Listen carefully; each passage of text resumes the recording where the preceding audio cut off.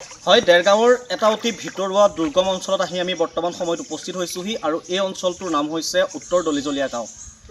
আমি অকণমান পৰিৱেশটো দেখুৱাই লৈছোঁ। এইসকল এতিয়া বানাক্ৰান্তৰ কাৰণে তেওঁলোকৰ ঘৰে ঘৰে বৰ্তমান সময়ত পানী সোমাইছে আৰু এইসকল বানাক্ৰান্তৰ কাৰণে তেওঁলোকৰ যাতায়াতৰ একমাত্ৰ সাৰথি হৈছে এই যিখন আপোনালোকক ভুঁই দেখুৱাইছোঁ। এই ভুঁইখনেই হৈছে তেওঁলোকৰ যাতায়াতৰ বৰ্তমান সময়ত একমাত্ৰ সাৰথি। আৰু আমি অকণমান আগত দেখুৱাইছোঁ এই যিখিনি পানীৰ সোঁত বৈ আছে, আপোনালোকে হয়তো অনুমান কৰিব পাৰিছে সেই পানীৰ সোঁতত কিন্তু এই ভুঁইখন পাৰ কৰি নিয়াটো অসম্ভৱ।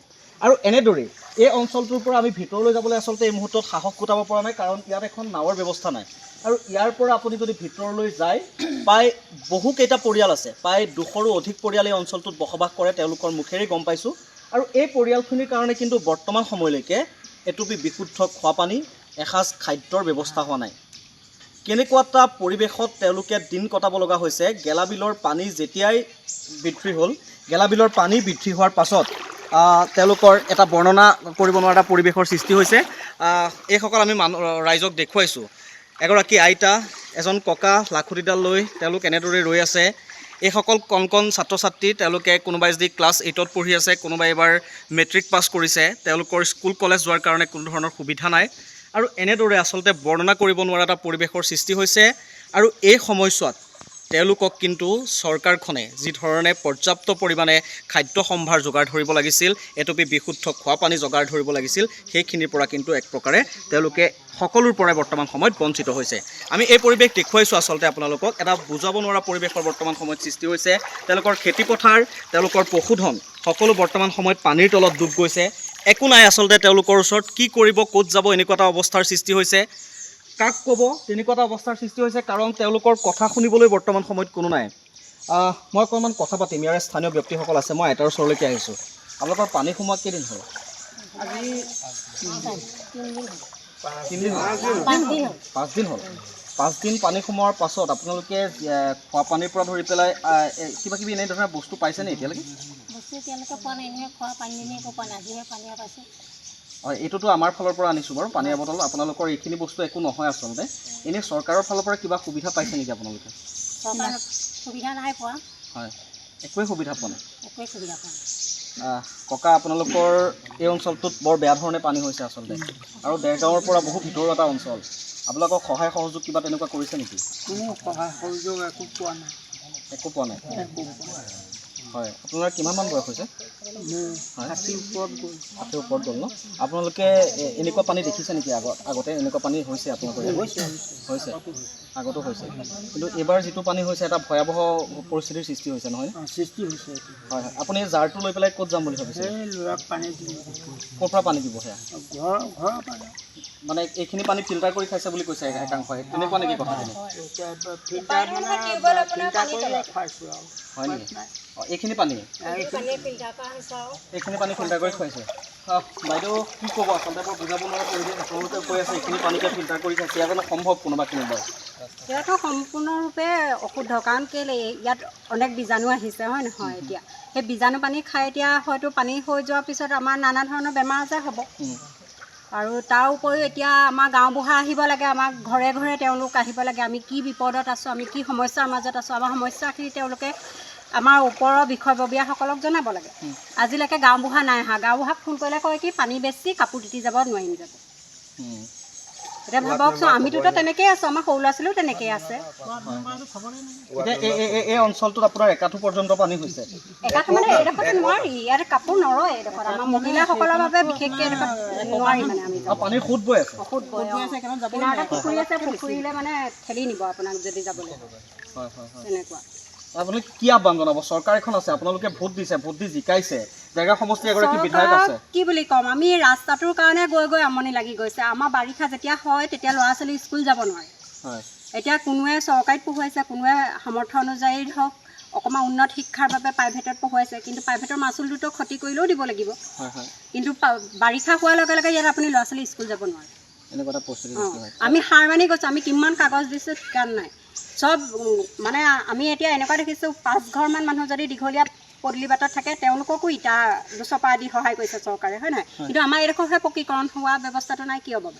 হয় হয় আৰু এই পানীখিনি আপোনালোকক আমাৰ ভোটটো আচলতে কি মূল্যৱান নহয় নেকি? হয় হয় হয় হয় আমিওতো ভোট দিছোঁ, হয় হয় হয় আমাৰ ভোটটোতো মূল্য থাকিব লাগে। আমি ইমানখিনি মানুহ আছোঁ, আপুনিতো নিজে দেখি আহিছে ধৰক, আমাৰ আগৰ পৰা ইয়ালৈকে আৰু 200-300 ঘৰ মানুহ আছে। এইফালেতো ভিতৰলৈ যাব পৰা সম্ভৱেই নহয় নাই নাই নাই আৰু নাৱৰ ব্যৱস্থাও নাই নেকি? নাই কি নাই আমাৰ এয়া কলগছ কাটিছে আৰু কলগছৰে সেয়া যাতায়াতৰ সুবিধা হৈছে আৰু সেয়া কলগছৰ ভূতটো এনেধৰণে সোঁত যেনেদৰে বৈ আছে সেইটো যাব নোৱাৰি। নোৱাৰি ভাইটি কেইটামান আছে, অকণমান আহকচোন ওচৰলৈ। বৰ এটা বুজাব নোৱাৰা পৰিৱেশ আছে, আপুনি আহক অকণমান। আপোনাৰ ঘৰ ইয়াতে? আপোনাৰ ঘৰৰ পানীৰ তলত আছে নেকি? পানীৰ তলতে আছে, মোৰ পাকঘৰত পানী, ভিতৰত পানী, হয় কোনো থাকিবলৈ সুবিধা মানে নাই। হয় আৰু তেনেকৈ এয়া ৰাস্তাটো আপুনি দেখিছে আৰু গোটেই এতিয়া সম্ভাৱনা ৰাস্তাটো বিশেষ হ'ব লাগিছিলে আমাৰ। হয় হয় হয় ৰাস্তাটো এতিয়ালৈকে হোৱা নাই। কিমান মানে আপোনালোকে এতিয়ালৈকে হ'ব বুলি কয় নহয়, হ'ব বুলি কয় নহয়, হয় হয় উপায় নাই মানে কাগজ দি উপায় পোৱা নাই। কাগজ দি উপায় পোৱা নাই। এই ৰাস্তাটো যদি ভাইটি মই অকণমান কথা পাতিবলৈ চেষ্টা কৰিম। খাব পৰা গ'ল হয় ভাইটি অকণমান কথা পাতিবলৈ। তুমি কোন ক্লাছত পঢ়ি আছা? এইটত। তোমাৰ স্কুলখন ক'ত আছে? শিশু ভাৰতী। শিশু ভাৰতী। ইয়াতে ওচৰতে স্কুল আছে নেকি ক'ৰবাত? ওচৰত নাই ওচৰত স্কুল নাই। হয় তোমালোকৰ এতিয়া ঘৰত পানীৰ তলত ডুব গৈ আছে, কিতাপ পত্ৰ পানী উটুৱাই নিলে নেকি? পানী উটুৱাই নিছে। তোমাৰ মেট্ৰিক দিবলৈ আৰু 2 বছৰ আছে মাত্ৰ। কি ক'বা আচলতে তোমালোকে চৰকাৰক কিবা তোমালোকে আহ্বান জনাবা তোমালোকৰ বিধায়কগৰাকীক? খাবলৈ পানীও নাই ভালকৈ হয় আৰু খাদ্যও পোৱা নাই, হয় পঢ়িবলৈ যাবলৈ মানে একো যাতায়াতৰ সুবিধা নহয়। এতিয়া যিহেতু গ্ৰীষ্ম বন্ধ চলি আছে তোমালোকৰ আৰু কেইদিনমানৰ পাছতে স্কুল কলেজ খুলিব, কেনেদৰে যাবা স্কুললৈ আচলতে? যাবই নোৱাৰিম হয় এইপিনে যাবলৈ ৰাস্তাই নাই, পানী সোমাই আছে হয় হয় আৰু বৰষুণ দিলে যাব নোৱাৰোঁ স্কুল। পানী হ'ল তাতে ন? বৰষুণ দিলে গোটেই তুমি কোন ক্লাছত পঢ়ি আছা? ক্লাছ 11ত পঢ়ি আছা, মেট্ৰিক পাছ কৰিলা? হয় এতিয়া তুমি কোনখন কলেজত পঢ়ি আছা? ইণ্টাৰনেট দেৱী হাই ছেকেণ্ডেৰী স্কুলত। তুমিও বহুত দূৰ যাব লগা হয় ইয়াৰ পৰা। কিহত যোৱা তোমালোক? চাইকেললৈ যাওঁ। চাইকেল লৈ যোৱা? এতিয়াতো যাব নোৱাৰিবা চাগে স্কুল? নোৱাৰি, খোজকাঢ়ি যোৱা সম্ভৱ হোৱা নাই মানে। তোমালোকে পানী এটুপি খোৱা বোৱা কিবা পাইছানে খাবলৈ এতিয়ালৈকে? পোৱা নাই, একো পোৱা নাই। পানী মানে প্ৰথম তুমিয়ে দিছা আৰু যি। হয় হয় এয়া আচলতে এটা বুজাব নোৱাৰা পৰিৱেশ আমি আপোনালোকক দেখুৱালোঁ। কি ক'ম, কোনে শুনিব এইসকল বানাক্ৰান্তৰ দুৰ্দশাৰ কাহিনী। এক অন্তহীন দুৰ্দশাত তেওঁলোকে দিন কটাব লগা হৈছে। ঘৰৰ ভিতৰত পানী, এই পথছোৱাত পানী, এইসকলটো পানী হোৱাৰ প্ৰথম মানুহখিনিৰ আমি অৱস্থা দেখুৱালোঁ। ইয়াৰ ভিতৰতনো কি হৈ আছে আচলতে আমি একো ধৰিব পৰা নাই এই মুহূৰ্তত, আৰু আমি আপোনালোককো বুজাব পৰা নাই। আমি ভিতৰলৈ যাবলৈ চেষ্টা কৰিছোঁ, কিন্তু কিদৰে যাব? পানীৰ আগত পানীৰ সোঁত আৰু এই কলভুইখনেই একমাত্ৰ তেওঁলোকৰ সাৰথি। তাৰ পাছতো আমি যিকোনো পৰ্যায়ে যাবলৈ চেষ্টা কৰিম। আৰু যিসকল লোকে বৰ্তমান সময়ত চৰকাৰ প্ৰশাসনৰ কথা বাদেই দিলোঁ, যিসকল লোকে এই মুহূৰ্তত বান সাহায্যলৈ ভিন্ন স্থানলৈ গৈ আছে, আপোনালোকো আহক এই অঞ্চলটোলৈ।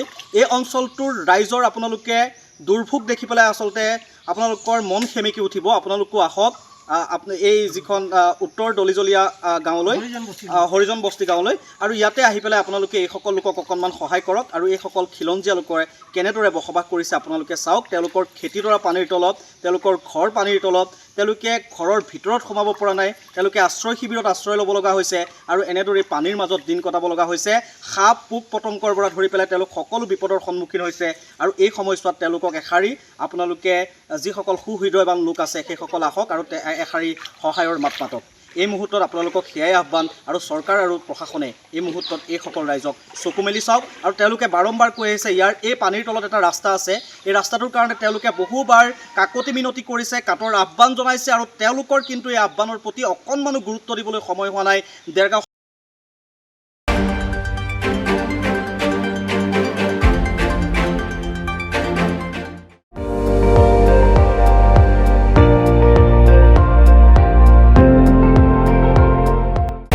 আপুনি চাই আছে ND24, সৰ্বশ্ৰেষ্ঠ নহয় সৰ্বোত্তমৰ দৌৰ।